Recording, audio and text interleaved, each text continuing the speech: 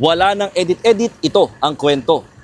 Halos 300 puno na ang naputol dito sa kahabaan ng Quirino Avenue sa Maynila, kung saan talagang itong dating Center Island puno ng mga malalaki at mayayabong na puno. Pero ngayon makikita ninyo talagang wala na itong mga laman halos, no, na mga puno na nagbibigay sana dito ng lilim kahit paano. At syempre, iba pa rin yung fresh air, no, technically, na dinudulot nga ng mga nasabing mga halaman dito sa lugar.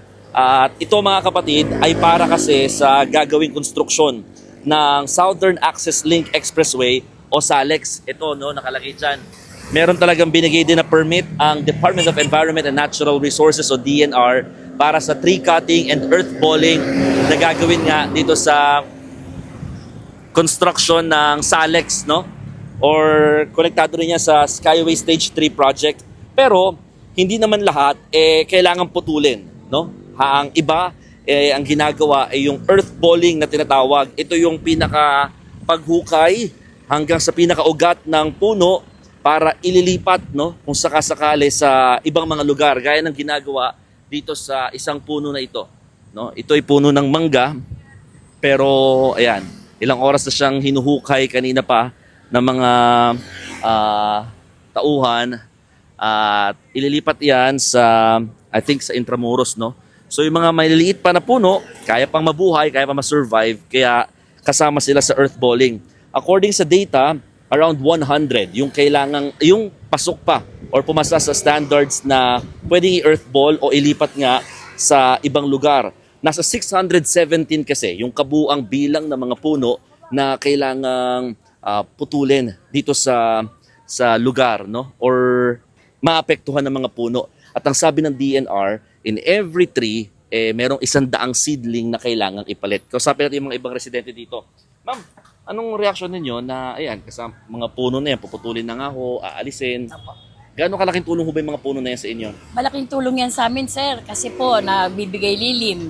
Tapos yung mga punong pinutol nila, fruit-bearing tree. May mga mangga dyan, Indian mango, na pag pinitas ng mga bata dito sa amin, napapakinabangan.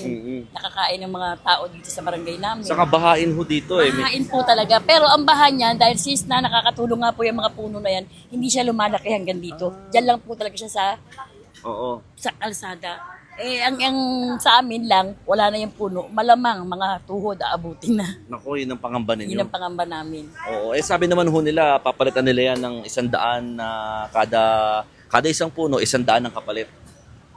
Kailan po yun? At saka saan po naman ilalagay? Kung ito ay, ano ba, tawag yan?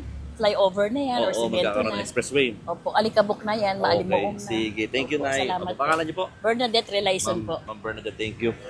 Ayun na nga mga kapatid, no? Ang sinasabi kasi nila, oo, papalitan naman, pero syempre yung serbisyong ibinibigay na ngayon ng mga puno, yun yung mahalaga, no? Na napapakinabangan na nga sa ngayon. Pero may iba puno pa dito, no? Nakatakda na talagang putulin, nasusunod na. Ito, gaya nito, itong mahogany, kung di ako nagkakamali. Meron na siya number, no?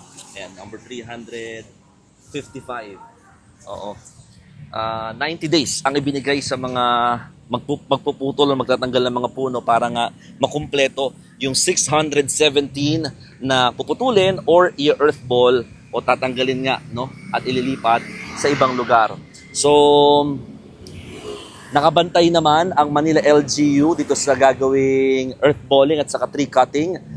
Talaga nakikipag-ugnayan din sa kanilang DNR para at least kahit paano mapagpatuloy yung greening project na sa panahon ngayon na halos talagang totally developed na ang mga karamihan, sana hindi pa rin mawala itong lunti ang binibigay ng ganitong klaseng mga puno.